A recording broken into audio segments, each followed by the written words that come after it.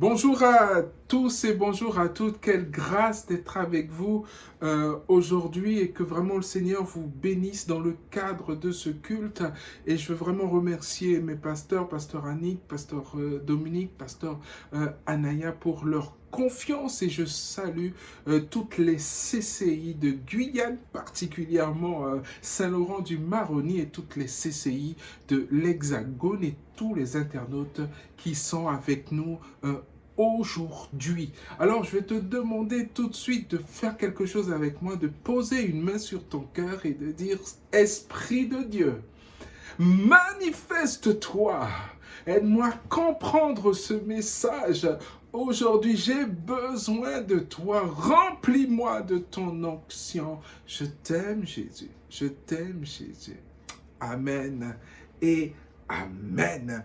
Et je veux tout de suite vous inviter dans la parole et prenez avec moi Josué 1, versets 5 à 9. Lisons un instant. Pendant toute ta vie, personne ne pourra te résister. Je serai avec toi comme j'ai été avec Moïse. Je ne te laisserai pas, je ne t'abandonnerai pas. Sois fort et courageux, oui. C'est toi qui donneras en partage à ce peuple le pays que j'ai promis à ses ancêtres. Sois fort et très courageux, efforce-toi d'obéir à toute la loi que mon serviteur Moïse t'a donné. Ne t'éloigne jamais de cette loi, alors tu réussiras dans tout ce que tu feras. Répète sans cesse les enseignements du livre de la loi, redis-les dans ton cœur jour et nuit, ainsi tu t'efforceras d'obéir à tout ce qui est écrit. De cette façon, tu mèneras tes projets avec succès et ils réussiront. Je t'ai commandé d'être fort et courageux, ne tremble pas, n'aie pas peur, car moi, le Seigneur ton Dieu, je serai avec toi partout où tu iras. Jusque-là, la parole du Seigneur. Si on doit donner un titre à ce message, c'est « N'aie pas peur, sois fort et courageux ». Et vraiment, lorsqu'on regarde en ce moment, on regarde ce virus, la COVID-19 qui circule, je me dis, c'est bon de lire Josué. Et je t'invite à le faire ces jours prochains et tu verras que le Seigneur va te parler. Mais avant de continuer, on va encore prier. Seigneur, merci pour ta grâce et pour ta miséricorde. Merci pour ton amour. Seigneur, je veux prendre autorité. Je veux lier toutes les puissances des ténèbres, puissances démoniaques, méchantes qui voudraient nuire à ce culte, nuire à ce message. Seigneur, je veux les lier maintenant dans le nom de Jésus et délier, Père, ta compréhension, ta clarté, Esprit de Dieu, ton onction, tes révélations au travers de ce message. Alors merci Père pour ta grâce. À toi vraiment toute la gloire, la louange et l'adoration au nom de Jésus. Amen et Amen. Alors lorsqu'on regarde Josué, on voit que Josué était le disciple de Moïse. Il est bon d'être un disciple, d'avoir un leader qui nous montre le chemin qui est comme une couverture. On voit que Josué était un vaillant guerrier, un serviteur de Dieu, et Josué avec cette qualité d'être fidèle. Très proche de son leader, Josué était un visionnaire, un homme de foi, un homme d'onction et qui avait le soutien de Dieu, vraiment, si on devait le décrire. Mais Josué avait un très grand défi devant lui. Faire rentrer le peuple dans le pays que Dieu leur donne. Moïse n'a pu qu'apercevoir cette terre. Josué n'avait qu'un avantage face à ce défi. Est-ce que tu veux le savoir? Tu es sûr? Le Seigneur était avec lui. Voilà cette il avait déjà la majorité parce que le Seigneur était de son côté. Est-ce que tu comprends que si tu veux réussir ta vie, réussir tes projets, le Seigneur doit être avec toi. C'est un élément très important, plus qu'un élément.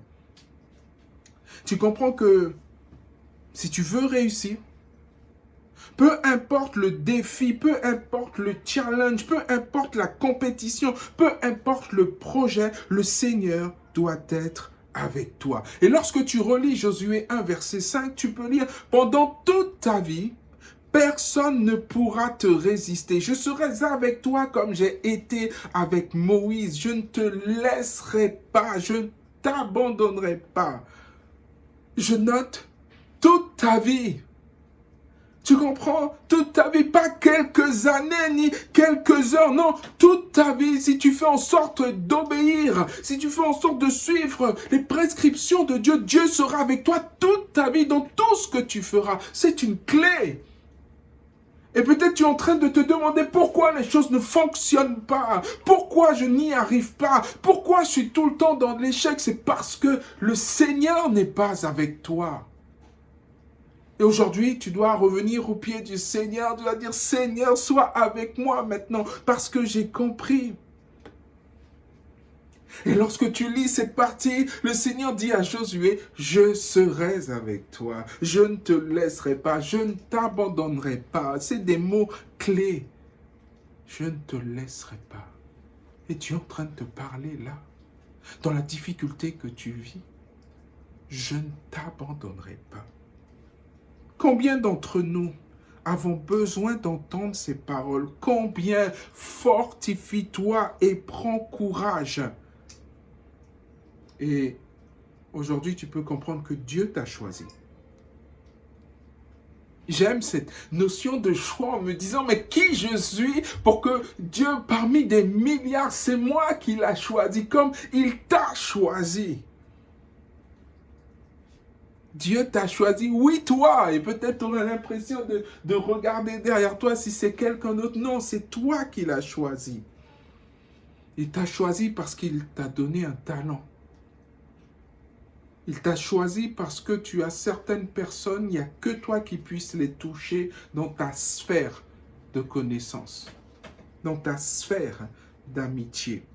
Dieu t'a choisi, oui toi, il n'y a pas d'hasard. Dieu t'a choisi pour relever le défi de ta vie. Et le défi de ta vie, ce n'est pas de réussir dans ton travail, dans ton association, dans tes projets. Le défi de ta vie, c'est de le servir. C'est de réussir dans ce service pour Dieu. Oui, toi, il t'a choisi. Il aurait pu choisir quelqu'un d'autre. Mais c'est toi qui l'as choisi. En ces temps difficiles, Dieu te dit, je serai avec toi. Je ne t'abandonnerai pas. Et beaucoup, peut-être d'entre nous, le mot abandon, et peut-être tu te rappelles que ta maman t'a peut-être abandonné, ton papa est parti quand tu étais petit. Ces mots résonnent en toi. Et tu es en train de te dire, mais oui, mais mon papa est parti. Ma maman, je ne l'ai pas connue. Alors, j'ai été abandonné et maintenant il y a un Dieu qui me dit, je ne t'abandonnerai pas. Comment puis-je avoir confiance? Et je peux comprendre ces choses-là. Et c'est pour ça que je veux vraiment t'inviter à pouvoir parler à Dieu, revenir auprès de Dieu, à dire, Seigneur, je veux te connaître parce que je veux que ma vie change. Je veux être une bénédiction pour les autres. Je suis peut-être fatigué de demander, prête-moi ceci, mais que maintenant c'est moi qu'on puisse venir demander des prêts. Mais il y a une chose à faire, c'est à revenir au pied du Seigneur. Ben, dans toutes ces choses-là, pour que tu puisses réussir, il y a une condition. Il y a toujours une condition. D'accord? Et cette condition, je ne sais pas si tu l'as vue, si tu l'as lu en relisant rapidement Josué 1. Dieu dit, cette condition, écoute bien, efforce-toi d'obéir à ma parole. Tu veux réussir? Efforce-toi d'obéir à la parole. Ne t'éloigne pas de ma parole. Sois fidèle à ma parole. Observe et mets en pratique ma parole. Et à ce moment-là seulement, tu réussiras dans tout ce que tu feras. L'obéissance. Le fait de pouvoir se plonger dans la parole, le fait de la méditer, le fait de dire Seigneur, parle-moi au travers de ta parole. Seigneur, aide-moi à obéir à ta parole. Et là, le Seigneur va agir pour toi. As-tu compris le secret de la réussite? C'est un secret qu'on pourrait partager au monde entier, qu'aujourd'hui que tu pourras partager, et ce sera même comme une introduction lorsque tu rencontres quelqu'un, tu dis à cette personne, tu veux réussir? C'est quoi ton projet? Explique-moi ton projet et je vais te dire comment tu vas réussir.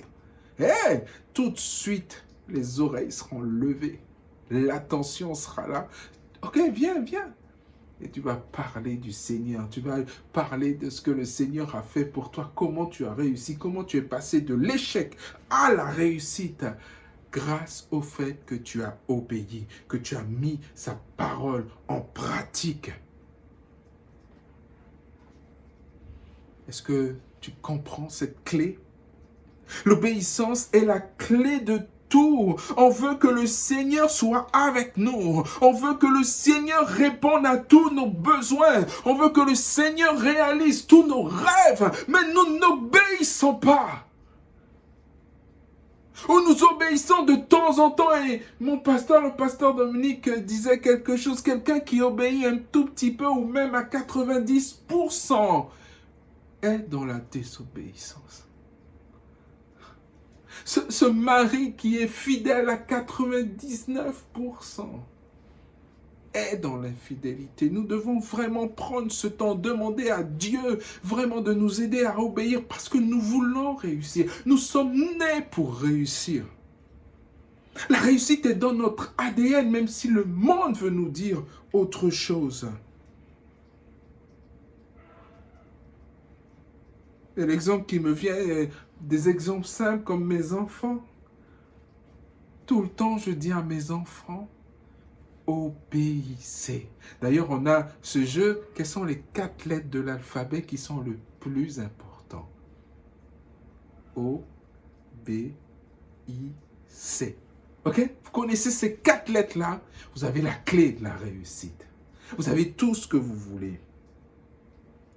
Et quand tu leur dis quelque chose comme ça, ils te disent, bon, ils obéissent 1 jour, 2 jours, et après ils viennent te dire, ah, c'est dur, papa.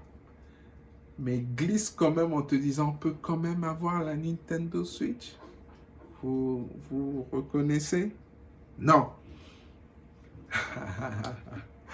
Un jour, un frère m'a rectifié sur une prière. Une prière que j'avais l'habitude de faire pour mes enfants. Avant qu'ils aillent à l'école ou avant qu'ils aillent se coucher, je proclamais sur mes enfants, Seigneur, vraiment que mes enfants soient toujours à la tête, jamais à la queue. Alléluia, amen. Et je suis sûr peut-être que toi aussi tu pries ainsi. Et le frère me disait, mais il manque quelque chose à ta prière. Alors, relisons ensemble Deutéronome 28, verset 13, pour éclaircir les choses. Deutéronome 28, verset 13. L'Éternel fera de toi la tête et non la queue. Tu seras toujours en haut, jamais en bas, lorsque tu obéiras au commandement de l'Éternel, ton Dieu, que je te prescris aujourd'hui pour que tu les respectes et les mettes en pratique. Visiblement, j'avais oublié une grosse partie de ce verset. Vous comprenez, le secret y est encore. Obéir à sa parole. La mettre en pratique. Et à ce moment-là, oui, tu seras toujours à la tête. Oui, tu seras jamais à la queue. Mais parce que tu as obéi, parce que tu mets en pratique, parce que tu suis les commandements, voici la clé de la réussite. Et à ce moment-là, la prière est complète. C'est une clé pour que tu sois fort et courageux. Et nous en avons besoin en ce moment d'être forts et courageux. Et Josué l'avait bien compris et le mettait en pratique. Josué avait ce leader qui est Moïse. Il a vu comment Moïse a fait et quelle école de voir comment Moïse a lutté avec le peuple, avec la désobéissance, comment Moïse vraiment s'est mis à genoux en disant Seigneur, non, ne les tue pas, Seigneur, ou efface mon nom de ton livre, non, Seigneur. Josué a été à la bonne école, il a vu l'obéissance de Moïse au Seigneur. Et c'est exactement ce que nous devons faire, obéir au Seigneur. Pour obéir, c'est une clé, encore une clé, en disant, mais comment obéir? Moi, je veux obéir, j'essaye d'obéir, mais je n'y arrive pas. Comment obéir? Nous devons méditer la parole jour et nuit et ne pas l'éloigner de nos bouches. Comment obéir? Méditer la parole jour et nuit et ne pas l'éloigner de nos bouches. Mais je me dis, mais qu'est-ce que ça veut dire? Et tu l'as lu comme moi, mais qu'est-ce que ça veut dire? Nous voulons vraiment cette clé, mais qu'est-ce que ça veut dire? Ici, méditer sa parole jour et nuit, nous parlons du culte personnel. Le culte personnel, ça veut dire ce temps que tu accordes à Dieu, ce rendez-vous que tu donnes à Dieu. Ça veut dire que tu donnes un jour, une heure, un lieu à Dieu. Et je n'aurais pas l'audace de te demander si tu fais ton culte personnel. Non, je ne pourrais pas. Bien sûr que tu le fais. Mais je dois avouer que je ne l'ai pas toujours fait. Parce que je n'ai pas toujours compris l'objectif du culte personnel. D'accord? Mais lorsque j'ai compris que la clé de l'obéissance s'y trouvait, j'ai à ce moment-là été fidèle à ce rendez-vous. Oui, le culte personnel est un rendez-vous avec le Tout-Puissant, le Seigneur des Seigneurs. C'est un temps où tu peux pleurer, où tu peux pleurnicher, où tu peux dénoncer. C'est un lieu où tu peux rapporter. Et j'aime bien le verbe rapporter, c'est rapporter ce que la sœur t'a fait. C'est rapporter ce que le frère t'a fait. Et dire à Dieu, mais Seigneur, il faut que tu fasses quelque chose. Comment la sœur peut me parler ainsi? C'est les moments où tu peux te mettre en colère, tu peux exploser. C'est les moments où tu peux hurler. Dieu a cette capacité d'absorber les choses. Et surtout, il a cette puissance pour t'apaiser. Dieu a cette oreille pour t'écouter.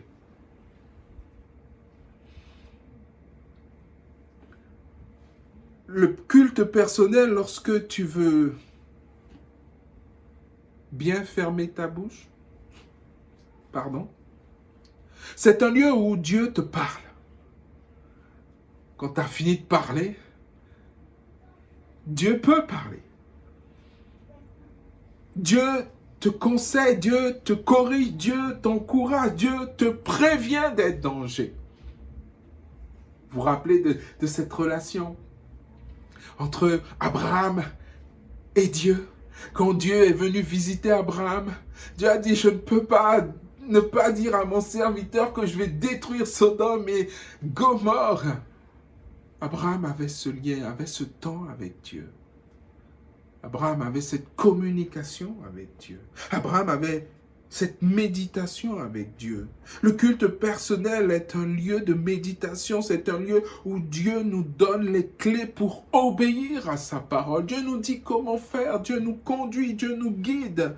Car il sait qu'en obéissant, il pourra agir pour toi, débloquer ta situation, répondre à tes prières les plus secrètes. Le Seigneur est là pour nous. Le Seigneur nous a envoyé le Saint-Esprit pour nous guider, pour nous aider dans nos pires moments. Et souvent, nous préférons couper les ponts et puis nous réfugier tout seuls et laisser le diable discuter directement avec nous. Et à ce moment-là, tu te rebelles, à ce moment-là, tu agis mal. Et le livre du pasteur César m'a beaucoup aidé, le culte personnel du disciple, que tu pourras trouver dans toutes les librairies de nos églises. C'est vraiment, vraiment un investissement à faire. N'éloigne pas la parole de ta bouche. Qu'est-ce que ça veut dire? Tu dois comprendre le témoignage. De pouvoir témoigner de tout ce que Dieu fait pour toi. Même le fait juste de te lever le matin. Juste te lever le matin est une grâce. Dieu a dit, bon, toi, tu vis, parce que j'ai encore des choses à faire avec toi. Tous les jours, Dieu, tu regardes nos vies, on dit, toi, tu vis. Et je me rappelle un jour où je suis sorti vraiment d'une nuit de prière et j'étais encore à Cayenne. Et j'étais avec un frère et on finit, il est 6 heures du matin et le frère, c'est quelque chose qui m'a choqué, que je dois dire dans toutes les prédications. Et le frère me dit, mais est-ce que tu t'imagines qu'il y a beaucoup de gens qui ne se sont pas réveillés ce matin? Et ça m'avait pratiquement choqué. Je n'étais pas dans ces choses en disant, mais il y a des gens qui se sont couchés, qui ne se sont pas réveillés. C'est une grâce de se réveiller. C'est une grâce quand Dieu pourvoit. C'est une grâce que tu ailles aller travailler. C'est une grâce que tu aies une voiture. Dieu est au centre de ces choses-là. Et tu dois témoigner de ce que Dieu fait pour toi. Et vraiment, moi, je prends ce temps vraiment que, même dernièrement, on a vécu des moments difficiles avec Oscar qui est à l'hôpital. Et je peux vous dire que j'ai prié Dieu. J'ai vraiment dit, Seigneur, tu dois agir. Seigneur, fais. J'ai vu la puissance de l'Éternel. Et je dis, Seigneur, merci. Je suis tellement content d'être ton fils. Je suis tellement content de te servir. Je suis tellement content que tu sois à mes côtés. Je suis tellement content d'avoir cette relation avec toi. Mes amis, sans Dieu, je ne sais pas comment moi je ferais. Des fois, je me dis comment les autres font dans des moments très, très difficiles. Tu sais que tu peux crier à Dieu en disant, Seigneur, j'ai besoin de toi. Et quand je pense à ces moments, j'ai le cœur serré. Et je voudrais vraiment que chacun puisse comprendre la puissance de Dieu dans ta vie. Alors n'éloigne pas la parole de ta bouche. Témoigne de ce que Dieu fait pour toi. Combien d'entre nous, nous gardons ces miracles dans un coin de notre tête? Apocalypse 12, 11 nous dit, ils l'ont vaincu grâce au sang de l'agneau et grâce à la parole de leur témoignage. Ils n'ont pas aimé leur vie au point de craindre la mort. Ils l'ont vaincu. Ok? Au sang de l'agneau. Le Seigneur n'avait qu'un fils, il l'a envoyé pour mourir, se sacrifier pour toi et pour moi. Le sang de Jésus a coulé pour que nous ayons cette vie de victoire, cette vie de succès. Quelqu'un est mort pour que tu sois dans l'abondance. Jésus lui dit lui-même dans Jean 10, je suis venu pour vous donner la vie, une vie en abondance. Il n'y a que l'ennemi qui est venu pour tuer, égorger, détruire. Tu dois le savoir. Et pour terrasser tes ennemis, tu as besoin du sang de l'agneau, de l'appliquer, le sang de Jésus. Et ensuite, il dit, grâce à la parole de leur témoignage, le sang de Jésus, plus la puissance de ton témoignage, et tu vas vaincre tes ennemis. Tu vas vaincre le diable qui est comme un lion rugissant, qui rôde et qui cherche quelque chose à dévorer. Grâce à la puissance de ton témoignage, ne reste pas silencieux. C'est de la même manière quand on voit ce qui se passe dans le monde. Il y a le virus, mais il y a toute cette situation de racisme au travers de cet Américain qui est mort, c'est Floyd, je crois. Toute cette effervescence.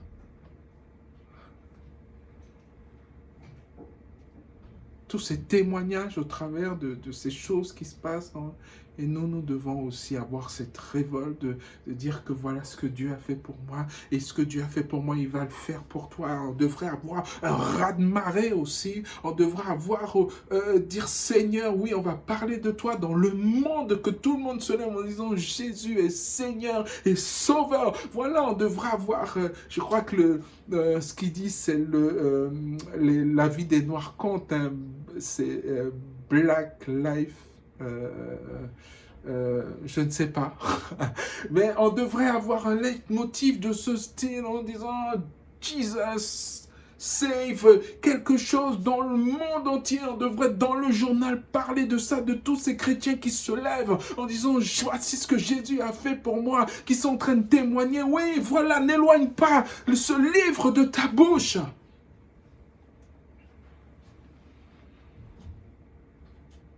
Médite-la jour et nuit. En appliquant cette clé, tu réussiras, tu prospéreras. Alors n'aie pas peur, sois fort et courageux. Malgré ce virus, malgré tes difficultés, malgré tes combats, malgré le fait que ta femme est partie, tu ne vois plus tes enfants, malgré le fait que tu es malade, ne lâche pas l'affaire. Et j'ai envie de te poser la question, c'est quand la dernière fois que tu as témoigné? Que tu as parlé du Seigneur à ton entourage, à ta famille? Que tu as posté quelque chose sur les réseaux sociaux? Je ne dis pas tous les jours, mais de temps en temps pouvoir encourager, parler de ce que Dieu t'a fait. Que Dieu a fait, Dieu a résolu, Dieu a débloqué. Le Seigneur te dit, n'aie pas peur. Je suis avec toi partout où tu iras.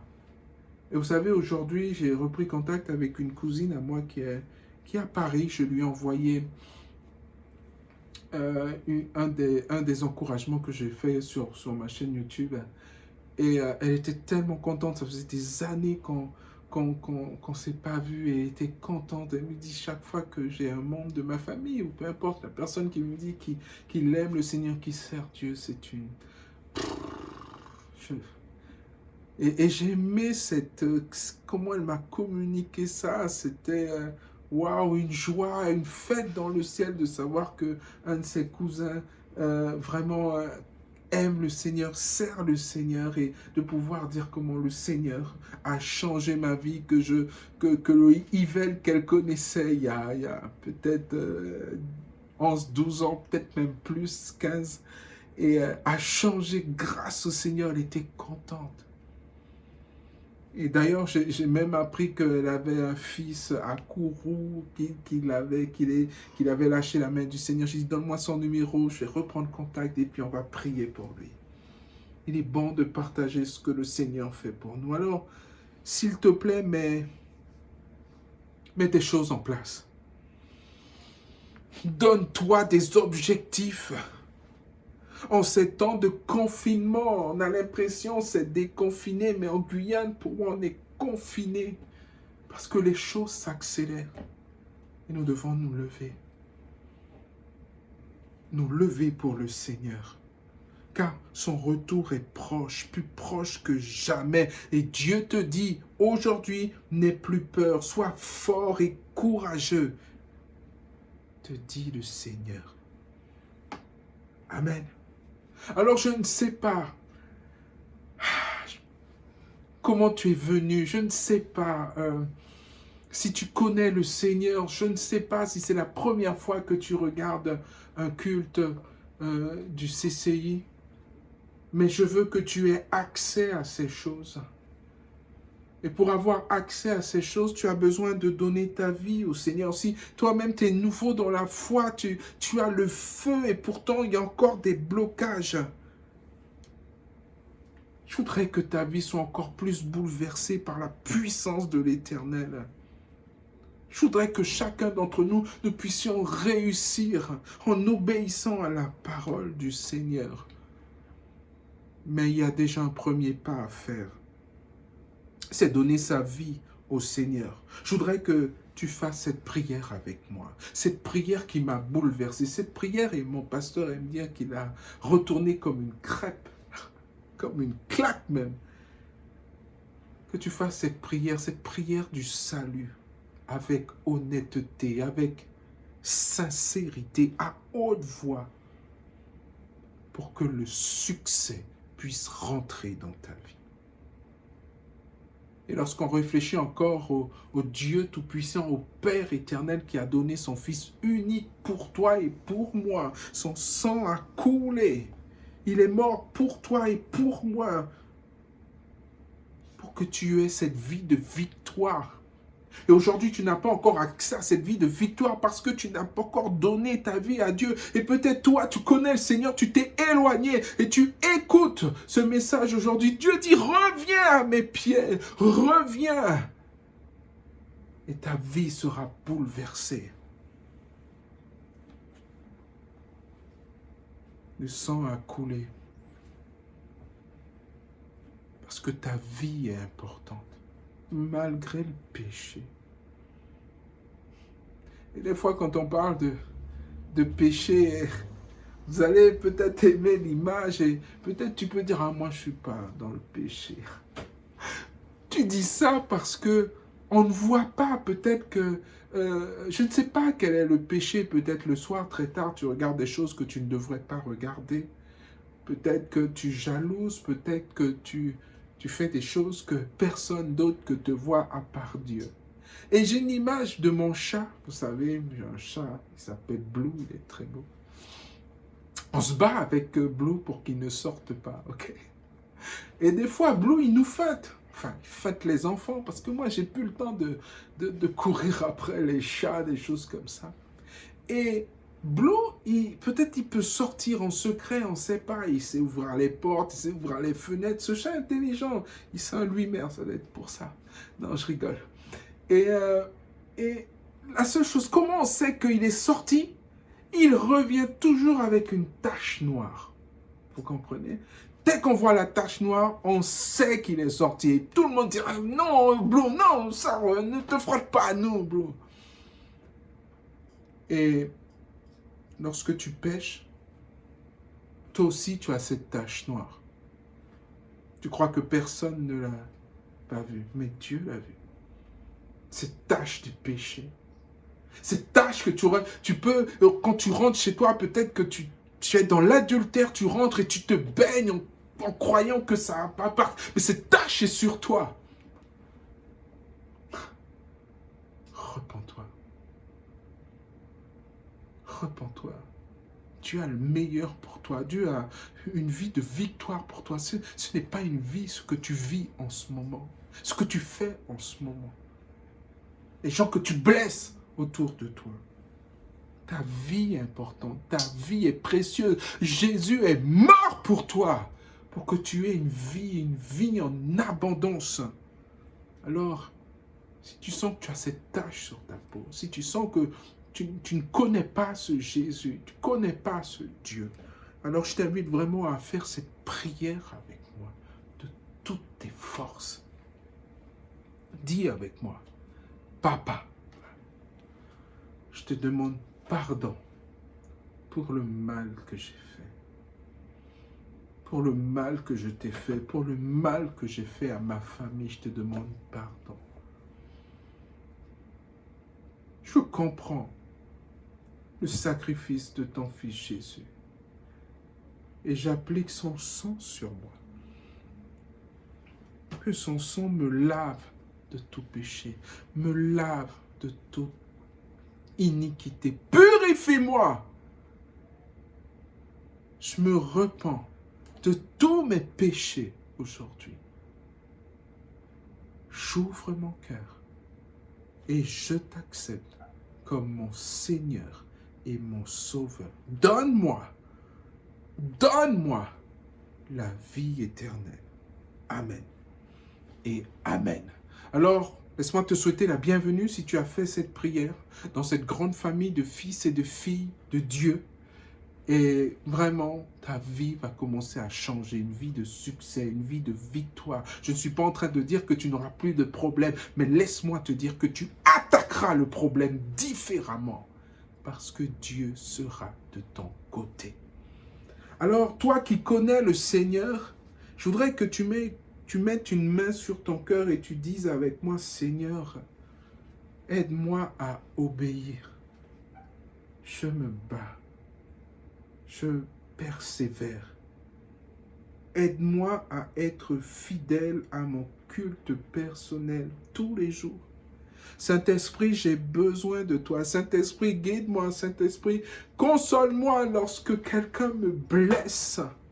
Saint-Esprit, j'ai besoin de toi. Je crie à toi, Saint-Esprit, sois avec moi. Saint-Esprit, fais le ministère dans mon cœur, le ministère à ma vie. Saint-Esprit, manifeste-toi maintenant. Maintenant, maintenant, maintenant, parle-moi. Parle-moi. Au nom de Jésus. Amen.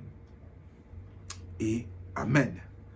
Alors, laissez-moi vous dire que vraiment, que le Seigneur vous bénisse, que ce message vous bouleverse, change vos habitudes et que vous puissiez mettre des choses en place.